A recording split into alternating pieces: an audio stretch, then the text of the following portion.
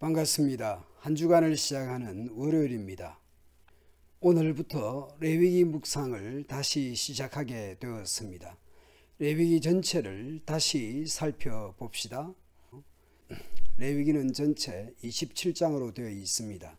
이스라엘은 하나님의 소유된 백성으로서 예배 공동체를 이루는 것입니다. 레위기는 예배 공동체로서 거룩이 핵심 주제입니다. 레위기에서 내가 거룩하니 너희도 거룩하라고 반복하여 말씀합니다.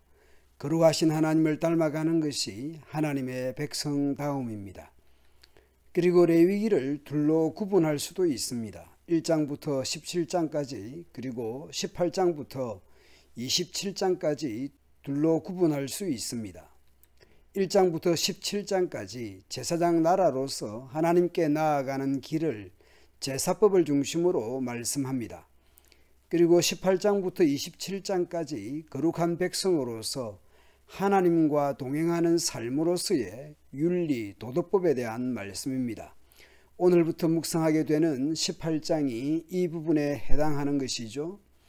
레위기에서 거룩이 매우 강조된다고 말씀드렸습니다. 그 거룩이 강조되는 자리와 차원이 조금 다른 면도 있습니다. 세속으로부터의 구별되면서 또한 세상을 향해 나아가는 것입니다. 결론적으로 보면 거룩이 하나님 사랑하는 것과 이웃 사랑하는 것이 분리되지 않고 연결되어 있다는 것을 기억해야 할 것입니다. 주일만 거룩한 것이 아니라 주중에도 거룩한 삶은 요구된다 할 것입니다. 또한 거룩은 수직적 사랑과 수평적 사랑으로 나타나는 것이기도 합니다. 이제 오늘 본문을 살펴봅시다. 여호와께서 모세에게 말씀하여 이르시되, 이 표현은 레위기의 특징 중 하나입니다.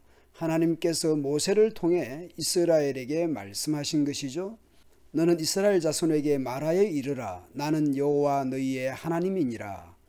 거룩한 백성으로서 세상 속에 살아가는 데 있어서 가장 중요한 전제가 있습니다. 나는 여호와 너희의 하나님. 곧 관계, 즉 언약 관계가 그 출발점입니다. 단순히 계명, 규례, 법도 이런 딱딱한 법조문처럼 보일 수 있습니다. 그런데 그 전에 하나님과의 언약 관계 속에서 율법을 살펴야 합니다. 너희는 너희가 거주하던 애굽 땅의 풍속을 따르지 말며 또한 내가 너희를 인도할 가나안 땅의 풍속과 규례도 행하지 말고.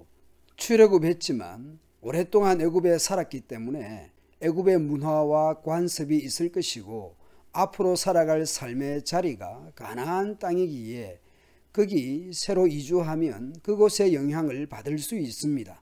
애굽과의 관계, 가나안과의 관계 이전에 하나님의 자녀, 하나님의 백성이라는 자기 정체성이 가장 중요한 것이죠. 그렇기 때문에 너희는 내 법도를 따르며 내 규례를 지켜 그대로 행하라. 나는 너희의 하나님 여호와이니라. 너희는 내 규례와 법도를 지키라. 사람 일을 행하면 그로 말미암아 살리라. 나는 여호와이니라. 애굽에 살든 가나안에 살든 중요한 것은 나는 너희의 하나님이고 너희는 내 백성이라는 언약관계가 매우 중요한 것입니다. 이 언약관계에서 하나님의 법도와 규례를 지키는 것입니다. 규례에 있어서 일상에서 성의 문제를 먼저 말씀합니다. 성범죄는 아주 중요한 문제입니다. 매우 우리의 실생활과 밀접한 관계가 있습니다. 먼저는 근친상간의 문제입니다. 친부모나 친형제 자매뿐만 아니라 계모든 이복 형제 자매 간에도 성적인 문제에 대해 말씀합니다.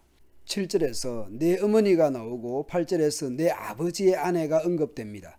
7절이 친모라면 8절은 계모를 뜻할 수 있습니다.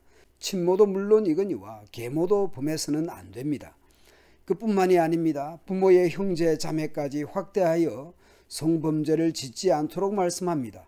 고모, 이모, 숙모 등 부모의 형제 자매까지 성범죄를 짓지 않아야 합니다. 나아가 친인척까지 확대하여 성범죄를 짓지 않도록 말씀합니다. 며느리든 형수든 제수씨든 처형이나 처제도 범해서는 안 됩니다. 고대 사회가 오늘날처럼 호적 제도나 가족관계 증명서 같은 것이 발달하지 않아서 법적 혼과 사실혼이 혼용되었을지 모르겠습니다. 마치 오늘날 재혼 또는 사실혼 같은 경우가 있을 수 있겠죠. 그런 경우도 너는 여인과 그 여인의 딸의 하체를 아울러 범하지 말며 또 그 여인의 손녀나 외손녀를 아울러 데려다가 그의 하체를 범하지 말라. 그들은 그의 살부치이니 이는 악행이니라.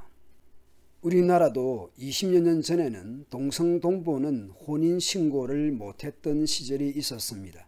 그런데 당시에는 아내가 사망한 경우 처제와 혼인신고는 가능했었습니다. 제가 법적인 기준을 잘 모를 수 있지만 지금은 처제는 물론 본가든 처가든 양쪽 다 8촌 이내는 혼인신고가 안 되는 것으로 알고 있습니다. 옛날 고대 사회에서 애굽이나 가나안의 결혼, 부부, 가정, 성문화가 어땠는지 모르지만 애굽이나 가나안의 그 성적인 문화나 관습이 아닌 하나님의 백성은 하나님의 말씀이 기준이어야 하는 것입니다. 성문화에서도 떠나온 애굽이나 새로 이주해서 거주할 가나안 땅의 성의 문화가 아닌 하나님의 말씀의 원리를 따라서 살아가는 것이 거룩한 삶입니다.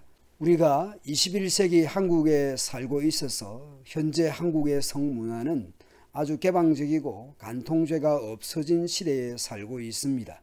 그렇더라도 우리 예수 믿는 사람은 결혼이나 성문화의 기준과 원칙은 성경적이어야 한다라는 것을 생각해야 합니다. 수천 년 전 제도가 오늘 우리에게 얼마나 맞느냐, 이 일을 제기할 분이 있을지 모르겠습니다. 여하튼 성경에서 말씀하는 원리를 우리는 늘 생각해야 하겠습니다. 오늘 본문의 말씀을 듣는 세대들은 애굽도 가나안도 따르지 않아야 했습니다. 마찬가지로 로마서 12장 2절의 말씀처럼 오늘 우리는 분별의 지혜가 필요할 것 같습니다. 너희는 이 세대를 본받지 말고 오직 마음을 새롭게 함으로 변화를 받아 하나님의 선하시고 기뻐하시고 온전하신 뜻이 무엇인지 분별하며 살아가야 하겠습니다. 감사합니다.